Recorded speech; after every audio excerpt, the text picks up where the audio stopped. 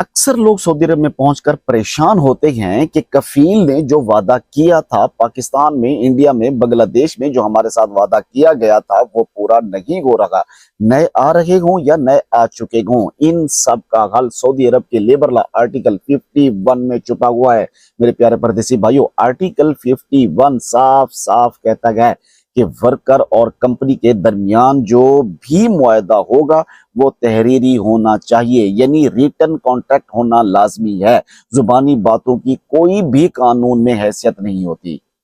इस आर्टिकल के मुताबिक आपका कॉन्ट्रैक्ट 2 कापियां होनी चाहिए, एक कंपनी के पास होनी चाहिए और एक आपके पास होनी चाहिए। अगर आपके पास अपना कॉन्ट्रैक्ट नहीं है तो कल को आप अपना कोई भी हक साबित नहीं कर सकते। प्यारे परदेसी भाइयों, याद रखें।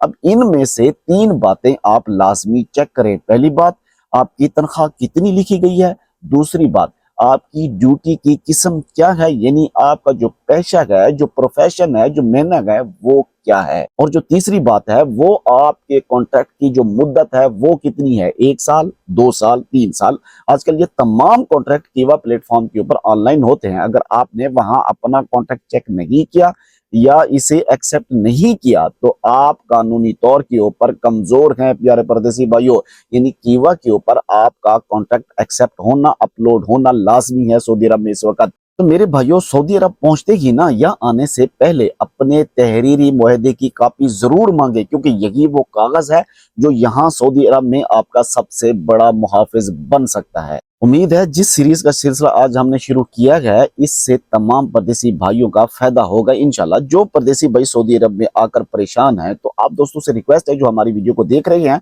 हमारी वीडियो को शेयर जरूर करें ताकि उन परदेसी भाइयों तक पहुंच सके जो इस वक्त कानून से नावाकिफ है और परेशान घूम रहे हैं। दुआ करते हैं अल्लाह तबारक व तआला तमाम परदेसी भाइयों को अपनी हिफ्ज़ व अमान में रखे। मुझे दीजिए इजाजत। अल्लाह हाफ़िज़।